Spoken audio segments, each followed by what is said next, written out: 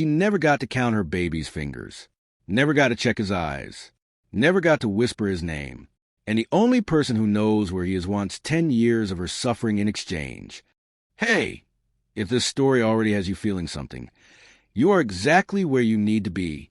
Subscribe right now because we are nowhere near done, and trust me, what's coming next will absolutely surprise you. Drop a comment and tell me where in the world you're watching from. Seriously, I want to know. Her name was Safia, and in Khartoum, Sudan, that name meant something. Her mother Halima had chosen it deliberately. Pure, she'd explained, pressing her forehead gently against baby Safia's the night she was born. Because you came into this world clean, and nothing should ever take that from you. Safia grew up holding that. She was 22 now, the oldest of 3, living in a 2-room house with a mother whose knees had started giving out from years of kneeling over washing basins at other people's homes. Her brothers Yusuf and Tariq needed school fees. The roof needed fixing. The money needed to stretch in ways that mathematics simply didn't allow. So when a well-dressed woman appeared in their neighborhood one Thursday afternoon, gold earrings, a pressed blouse, a smile that looked rehearsed, Safia listened. The woman introduced herself as Madame Zara. She smelled like expensive perfume and spoke with the polished confidence of someone who had given this speech many times before. Hotel work. Madame Zara said pleasantly, Germany, legal papers, cover travel, 500 euros monthly. We placed 12 girls already, all doing wonderfully. Safia hesitated. Maybe it was the way Madame Zara's smile stayed perfectly still while she talked. Maybe it was the fact that she never once asked Safia's last name. But 500 euros, every single month. Halima could finally rest. Yusuf and Tariq could finish school properly. She said yes. She told Halima she'd call within 3 weeks. She never got the chance. The truck arrived before sunrise. No explanation. No papers. 15 women pressed into a cargo space that smelled like metal and old fear. A man with a flat expression stood at the back and said one thing before slamming the doors shut. Quiet, or you'll wish you were. That was the first hour. The next 11 months were something Safia would spend the rest of her life trying to find the right words for, and failing every time. They moved through Chad, then Libya, then across water so black and violent she was completely certain she would die in it. Some women did. Safia learned quickly, dangerously quickly, that surviving meant keeping her eyes forward and locking her feelings somewhere deep and unreachable inside herself. A room with no door handle on the inside. She ate whatever they gave her when they gave it. She slept on truck floors, cold concrete, damp earth. She got sick twice and dragged herself back both times through something that wasn't quite courage and wasn't quite stubbornness. It was just the image of Halima's face and little Tariq's school shoes held together with electrical tape. She survived, until surviving got significantly more complicated. Somewhere around the 4th month, Safia understood she was pregnant. She pressed the knowledge down for weeks, pretended fiercely, but her body was completely uninterested in pretending. And by the time she finally whispered to the older woman beside her, a woman from Darfur named Fatima, with callous hands and the kindest tired eyes Safia had ever seen. Fatima simply nodded. I know, Fatima said quietly. I've been watching you. What do I do? Safia asked. Fatima thought for a long moment. You protect it, she said. Same way you've been protecting yourself. So Safia did. Through hungry nights and freezing border crossings and moments where the fear got so loud inside her chest she could barely think straight. She protected the small growing thing the exact same stubborn way she protected everything else. By refusing, absolutely refusing, to let go. The baby came on a night deep in what she guessed was late winter. A basement somewhere in northern Italy. Stone floors. 1 week light bulb. The smell of mold and rust and coal that had been sitting in those walls for decades. No doctor. No warm water. No anything. Except Fatima gripping her hand with both of hers and whispering, Stay here. Stay here. Safia. Don't you leave. Every time the pain pulled her towards somewhere dark and quiet and painless. The pain was unlike anything she had a name for. And then, briefly, mercifully, it wasn't. She heard a sound. Tiny. Furious. Alive. And then the world went completely dark. She woke up on a thin mattress. Her arms were empty. She sat up too fast, the room tilting badly. "My baby," she started. Her voice came out cracked and unrecognizable, like it belonged to someone else entirely. A man stood near the door. Not Fatima, a stranger with expensive shoes and cold. Flat eyes that held absolutely nothing in them. "Where's my baby?" she asked. Louder. He didn't answer. "Where's my baby?" The sound that came out of her was not a scream, exactly. It was something older and rawer than a scream. He glanced toward the door briefly, then back at her with a particular bored expression of someone who had witnessed this exact moment many times before and had stopped feeling anything about it a long time ago. "Your child is handled," he said flatly. "You belong to someone else now." The man who bought her was called Dae-jung Kwon. He was broad-shouldered with sharp jaw and spoke in short, clipped sentences. He had a way of looking at people, at Safia specifically, like they were furniture he'd acquired and wasn't entirely sure he wanted. He ran his operation from a large, gray house outside the city, and the women inside it moved through the halls like shadows, fast, quiet, invisible by necessity. Safia begged. She wept in ways she hadn't wept since she was a child. She asked in Arabic, in English, in whatever fragments of Italian she'd picked up across those 11 months. She wasn't asking for freedom. She wasn't even asking to leave. She just needed to know, boy or girl. Just that. Just one word. Dae-jung looked at her the way someone looks at a drain that keeps making noise. "Clean the kitchen," he said coldly. "And stop." So Safia cleaned the kitchen. Every single day after that. She cleaned floors and windows and things that didn't need cleaning, working from before the sun came up until well after it went down, surrounded by others who wore the same hollowed-out expression she felt growing on her own face. Every night without fail, she prayed. For Halima, for Yusuf and Tariq back in Khartoum, who didn't know where she was. For the small, furious sound she'd heard for exactly 1 second before everything went dark. Boy or girl, alive, somewhere on this earth. She didn't know. And that not knowing, that specific, particular not knowing, was the most brutal thing Dae-jung Kwon had ever taken from her. More brutal than the work. More brutal than the hunger. Because at least hunger eventually ends. But a mother's heart never stops searching. Not even when there's nowhere left to look. Hey, if this story already has you feeling something, you are exactly where you need to be. Subscribe right now because we are nowhere near done, and trust me, what's coming next will absolutely surprise you. Drop a comment and tell me where in the world you're watching from. Seriously, I want to know. Safia had learned to make herself small. Not physically. She couldn't help her height or the way she carried herself. Straight back even when everything inside her was crumbling. But she'd learned to shrink in the ways that mattered under Dae-jung Kwon's roof. Eyes down, voice low, move fast, finish early, disappear before anyone noticed you existed. It worked. Mostly. Dae-jung wasn't the kind of man who hurt people for entertainment. He was worse than that. He was the kind who hurt people for convenience. When something got in his way, he removed it. When something stopped being useful, he discarded it. Safia watched this happen to 2 other women in the 6 months she'd been there and understood very clearly what her timeline looked like if she stopped being useful. So she stayed useful. She cooked. She cleaned. She translated occasionally when Dae-jung needed someone who spoke Arabic with his North African contacts. She didn't complain. She didn't cry where anyone could see her. She'd learned to save that for the small bathroom at the end of the hall, water running, face pressed into a towel. Every morning she woke up and thought about her baby first, before anything else, boy or girl. Walking yet, maybe, laughing, probably, somewhere.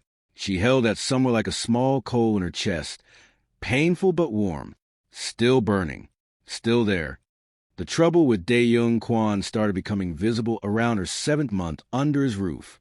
She noticed it in small things first. The way his phone calls got shorter and more tense. The way his lieutenants stopped making eye contact with each other at the dinner table. The way Dae-jung himself started sleeping at odd hours and snapping at people who asked simple questions. Then one evening she was carrying linens down the hallway when she heard his voice through the study door, loud in a way she'd never heard it before. Dae-jung Kwon did not raise his voice. That was what made it alarming. "I know what I owe," he was saying. "I just need more time." A pause. "You'll get your money. Min-jun. Every dollar." Another pause. Longer this time. Dae-jung's voice dropped to something quieter and much more afraid. "Don't do that. Don't send anyone. I'll have it." Safia moved away from the door quickly, but the name stayed with her.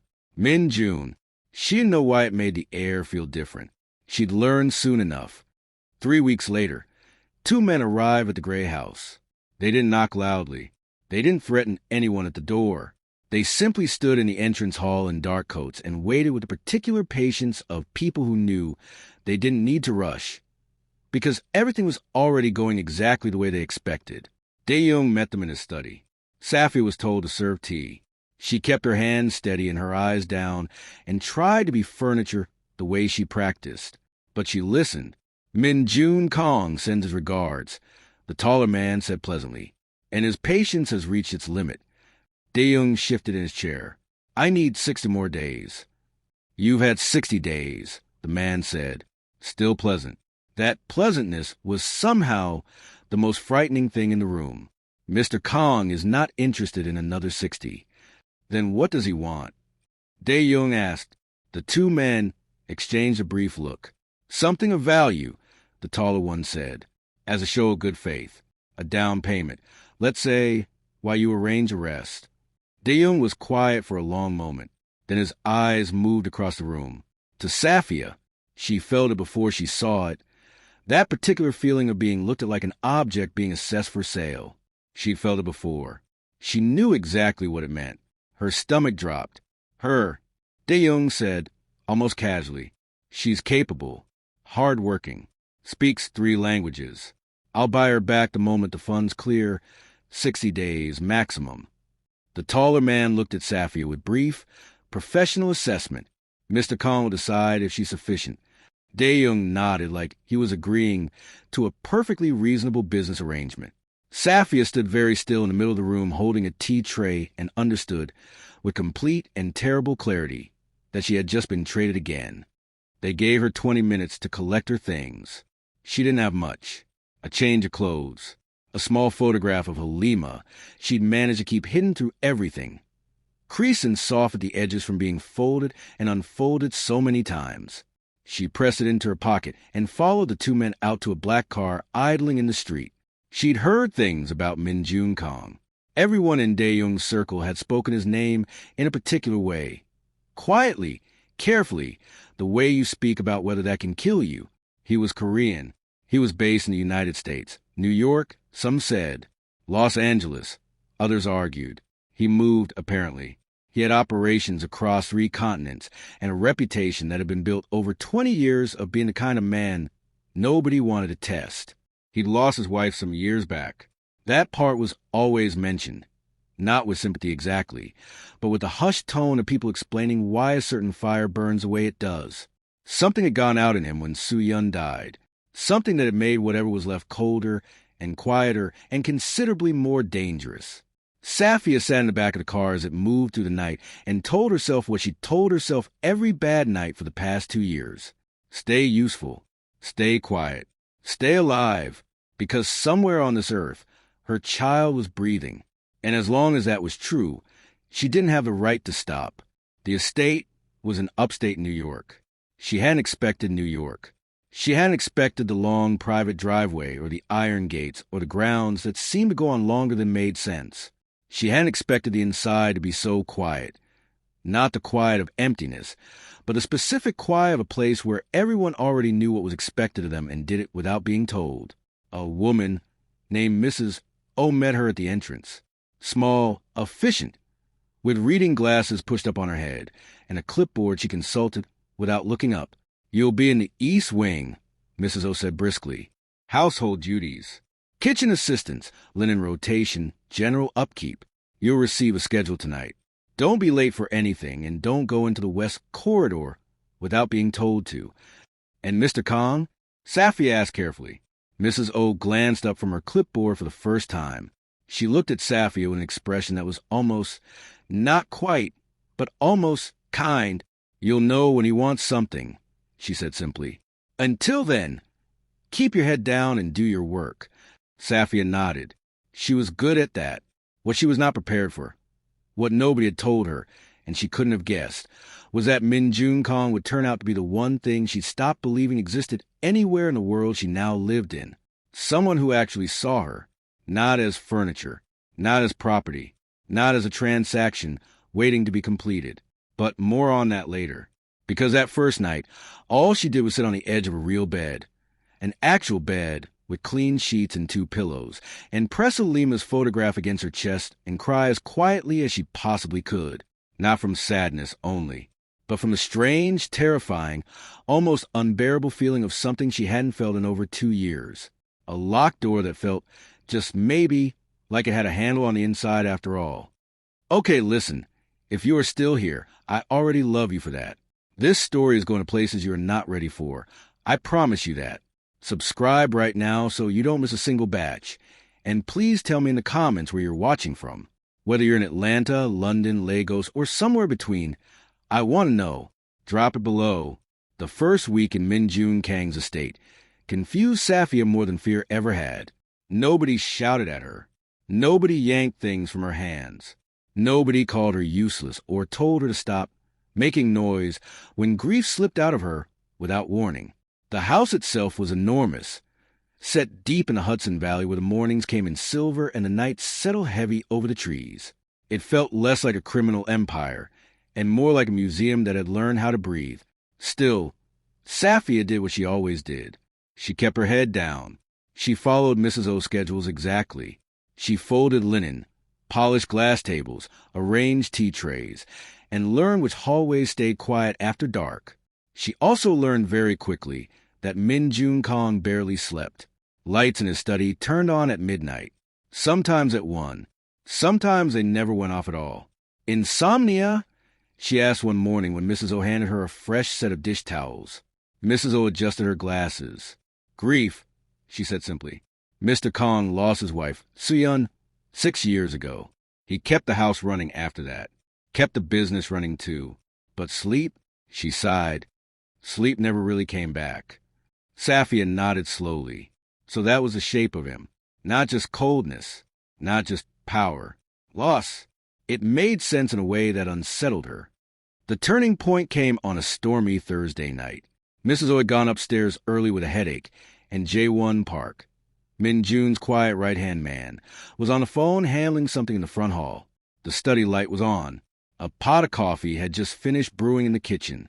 Safia hesitated with the tray in her hands. Then Jae-won glanced over, still holding his phone away from his mouth. Take it in, he said quietly. He won't mind. Safia stared at the closed study door like it might answer back. Then she knocked. Come in, a low voice said. Min-jun was seated behind a wide desk covered in files and a single lamp. He looked up as she entered, and for 1 second Safia almost forgot to keep moving. He had the kind of face people probably found difficult to read. Calm, controlled, clean-cut, but his eyes gave things away if you watched long enough. Tonight, they looked tired. Not just physically, deep down tired. She set the tray carefully on the side table. Coffee, she said. He nodded once. Thank you. She turned to leave. Wait. She stopped. Min-jun leaned back slightly, studying her with a look that wasn't sharp exactly, just observant.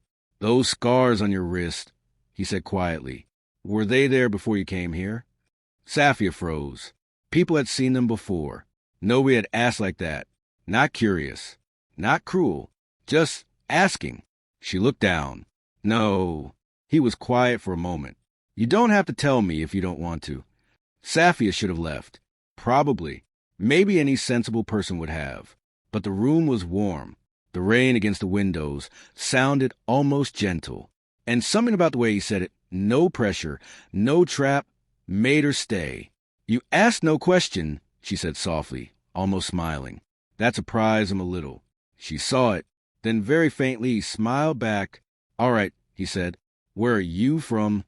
Sudan, she said. He gestured toward the chair across from his desk. Sit. Tell me about it. That first conversation lasted 40 minutes. Safia spoke carefully at the beginning, about the Nile, about mango sellers in Khartoum, about hot evenings when the whole street smelled like tea and cardamom and dust warming under the last sun, about Halima singing while she washed clothes, and Yusuf pretending not to dance when he absolutely was dancing, and Tarek always asking for a second piece of bread before dinner was even ready.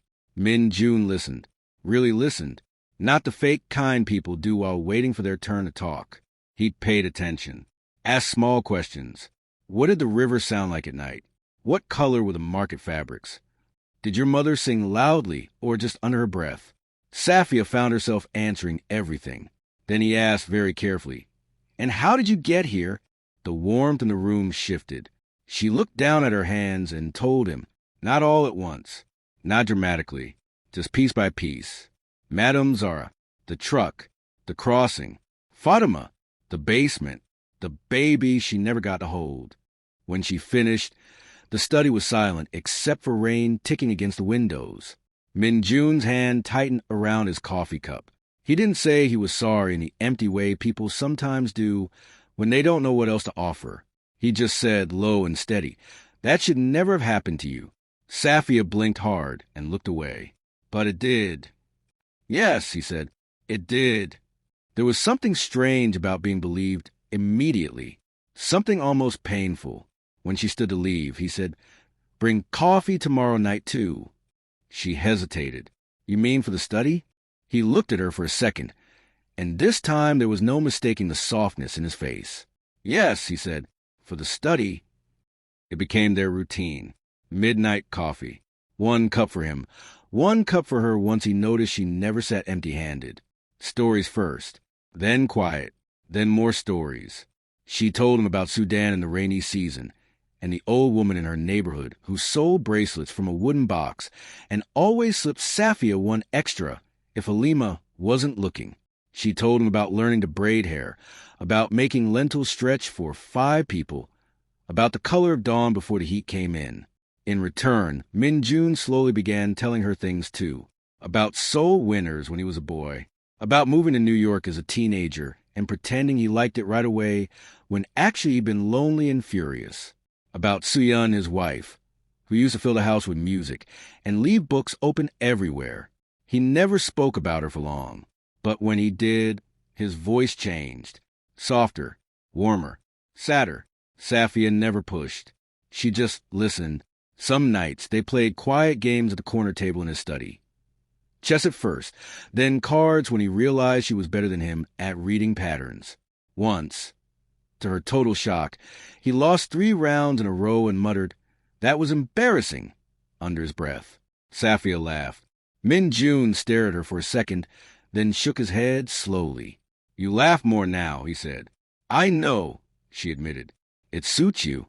She looked away after that, because her heart had started doing something foolish and tender and very inconvenient. The whole house noticed before either of them said anything out loud. Her room changed first. Quietly, new curtains, softer blankets, fresh flowers on the dresser every 3rd morning, though nobody ever said who ordered them. Then came the clothes. Mrs. O appeared one afternoon with garment bags draped over both arms. "These are for you," she said. Safia stared. "For me?" "Mr. Kang said your things should fit properly," Mrs. O replied. Like that explained why the dresses inside were beautiful enough to make Safia stop breathing for a second. There was a deep green one, a soft cream one, a blue dress that made her think of evening sky just before dark. Nothing flashy, just elegant, chosen carefully. "He noticed my size?" Safia asked, stunned. Mrs. O gave her the faintest hint of a smile. "Mr. Kang notices everything." He did. He noticed when she was cold and had the fireplace lit before she asked.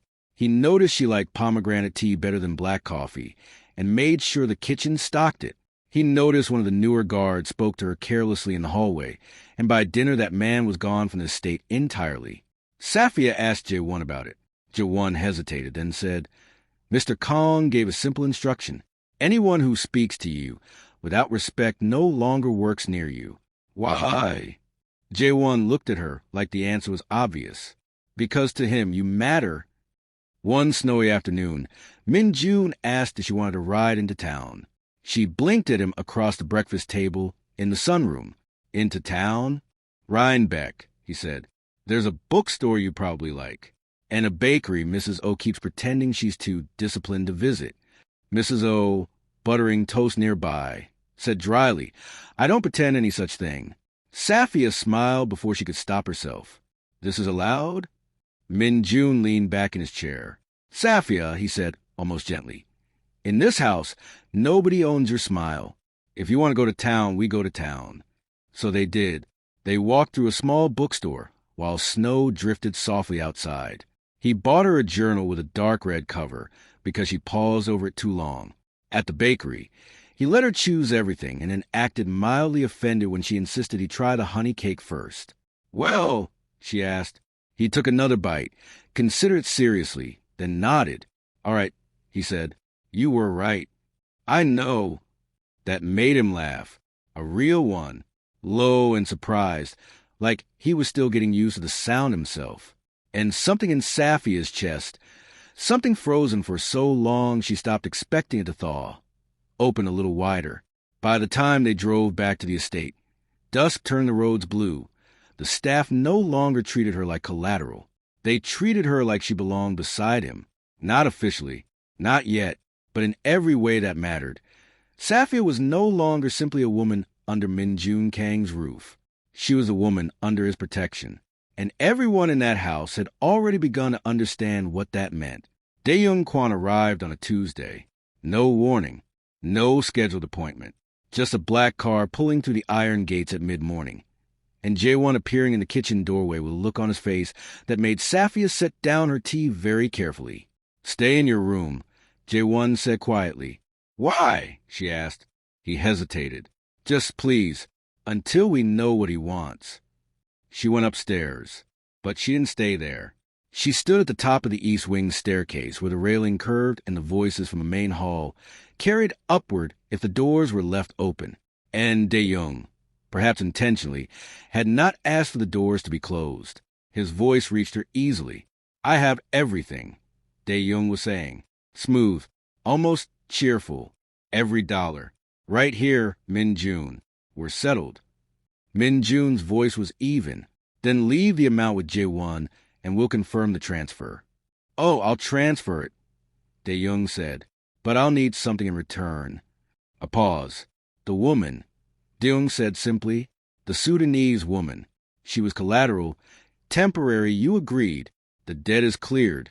So she comes back with me. Silence from Min-jun, the kind that had weight in it. She's not going anywhere, Min-jun said. Dae-jung laughed, not a nervous laugh, a laugh that knew something. Min-jun Kang, he said slowly, like he was tasting the name. Don't tell me you've gone soft over slave. The air in the whole house shifted. Choose your next words carefully, Min-jun said. Very quiet, very still. I'm just saying what everyone already sees, Dae-jung said, unbothered. The dresses, the bookstore trips, the way your men look at her, like she's already the lady of the house. He paused. You've fallen in love with her. That's your problem. My arrangement still stands. She was collateral. Debt cleared means she returns. She's not collateral anymore, Min-jun said, and she doesn't return to you. Take your money and leave my property. Safia's hands were gripping the railing so hard her knuckles ached. She heard Dae-jung exhale, slow, calculated, like a man who had already planned for exactly this moment. Fine, Dae-jung said pleasantly. Then let me speak to her directly. Absolutely not, Jae-won started. Let him. Min-jun's voice. Calm, controlled, like he wanted to see exactly what Dae-jung was holding before deciding how to respond to it. Footsteps in the hall. Then Dae-jung's voice tilting upward, looking for her. I know you're listening. Safia, come down. I have something you want. She stood at the top of the stairs for a long moment. Then she walked down. Dae-jung looked exactly the same. Sharp jaw, expensive watch, flat eyes that calculated everything they landed on. He looked at her the way he always had, measuring. But today there was something extra in it. Something pleased. He knew he had something she needed. You look well, he said, almost like a compliment. Almost.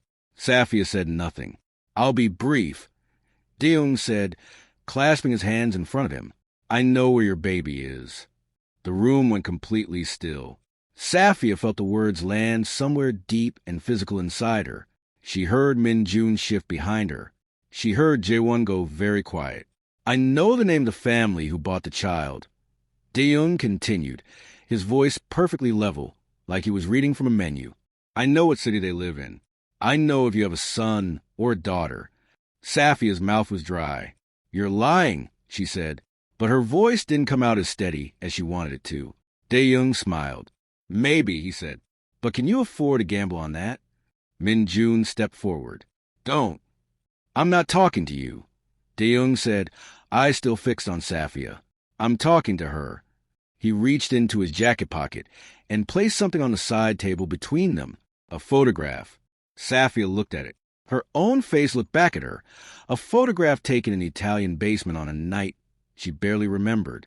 And next to it, written in small, neat handwriting on a card, were 3 words. Boy, still alive. The room tilted. Safia grabbed the edge of the table. Min-jun was beside her immediately, hand steady at her elbow, not grabbing. Just there, Safia. How? She whispered. She wasn't sure who she was asking. Dae-jung smoothed his jacket. Because I was the one who arranged the sale, he said simply. I've always known. I just never had a reason to tell you. He tilted his head. Until now. What do you want? She asked. Though she already knew, she could feel the shape of it coming before he said the words. 10 years, Dae-jung said. You come back with me. You work for me, same as before. 10 years of service. In return, I give you everything. The name, the city, the family, the address. You'll have everything you need to find your son. And if I stay, she asked. Dae-jung's expression didn't change. Then I make sure that address disappears forever, he said. And I make sure the child disappears with it. The silence that followed was the heaviest thing Safia had ever stood inside. Min-jun's voice, when it came, was controlled. But barely. He's lying, he said. Low, direct, speaking only to Safia. He's doing exactly what men like him always do. He found your weakness, and he's using it. He probably knows nothing. Probably, Safia said quietly, but probably isn't enough. Safia. He said, boy. She said, turning to look at Min-jun fully. Her eyes were bright, and her voice was almost steady, and she was fighting to hold herself together in the middle of this room. I never told anyone. Not you, not Mrs. O, not Jae-won. I never said anything about the baby, except that it was taken. How does he know it's a boy? Min-jun's jaw tightened. He didn't have an answer for that. I'll find the child, he said finally, voice urgent. I have resources Dae-jung has never dreamed of. I'll find your son through every contact, every network, every corner of this earth if I have to. But I am not letting you walk out of this house with him. Safia looked at him, this man who had given her midnight coffee and red journals and pomegranate tea, who had bought her dresses the color of evening sky, who had laughed, really laughed, over honey cake in a small bakery while snow fell outside, who had looked at her scars and asked gently without demanding, who had rebuilt something in himself through her stories about Sudan the same way she had rebuilt something in herself through his quiet, steady presence. She looked at him and felt the most terrible, impossible love she had ever known. And then she looked at Dae-jung Kwon, the man who had her son's address in his pocket. Probably, maybe, but still. Dae-jung straightened his cuffs. I'll give you 1 hour to decide, he said pleasantly. Then he walked to the sitting room like he'd been invited for tea and closed the door behind him. The hall was silent. Jae-won looked at the floor. Mrs. O, who had appeared from somewhere during all of it, pressed one hand quietly over her mouth. Min-jun turned fully to Safia. His voice dropped low enough that only she could hear it. If you go with him, he said carefully, he will not give you that address. Men like Dae-jung don't pay debts. They create new ones. You will give him 10 years, and he will give you nothing. And I will spend every one of those 10 years trying to reach you and being blocked at every turn. He stopped. I am asking you to trust me. I know how much I'm asking. He hesitated. I know I'm asking someone who has never once been given a reason to trust anyone. Safia pressed her lips together hard. Your son is out there, Min-jun said. I believe that, and I will find him, but I need you to stay. Safia stood in the quiet hallway of the most unexpected home she had ever known. 1 hour. That was all she had. On one side, Min-jun Kang. Power, resources, love, real love, the patient and careful and choosing kind. A man who had seen her fully and decided she was worth protecting with everything he had. On the other side, Dae-jung Kwon. A monster, a liar, possibly, probably, but the only person in the world who had said the word boy to her face. Her son.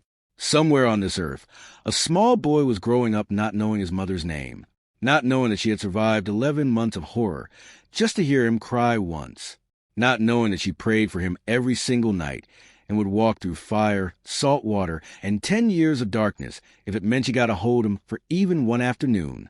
But what if Dae-jung was lying? What if she gave him 10 years? 10 years of her life, her freedom, the love she had finally found. And at the end of it, he laughed and said he'd never known anything at all. And what if he wasn't lying?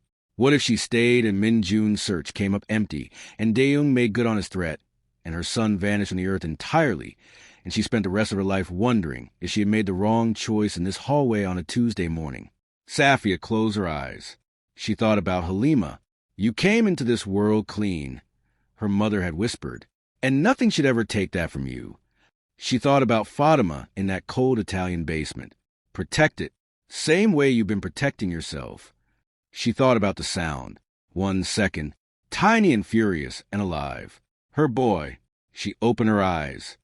And now, she had 1 hour to make the most impossible choice a mother had ever faced. Stay with the man who loved her, or walk back into hell for the smallest, most fragile, most devastating chance of finding her son.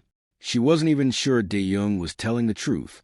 If she went, she might give 10 years and receive nothing. If she stayed, she might lose the only lead she had ever had. So here is the question this story leaves with you today. What would you do? If you were Safia, standing in that hallway, heart split clean in two, would you choose the love of a man who had rebuilt you piece by careful piece? Or would you walk back into the darkness for the smallest chance of holding your child? Could you trust Min-jun's promise when every person before him had broken every promise they ever made to you? Or would the word boy, just that one word, be enough to make you go? And here is the hardest question of all. What if she goes and Dae-jung is lying? What if she stays and he wasn't? Oh, my friend, if this story wrecked you even a little bit, then good. That means you felt it the way it was meant to be felt. Please subscribe to this channel right now because stories like this one are what we do here. Real, emotional, human stories that stay with you long after you've stopped watching. And leave me a comment below. Tell me what you would do in Safia's place. And tell me where in the world you're watching from. I'll be reading every single one. See you in the next story.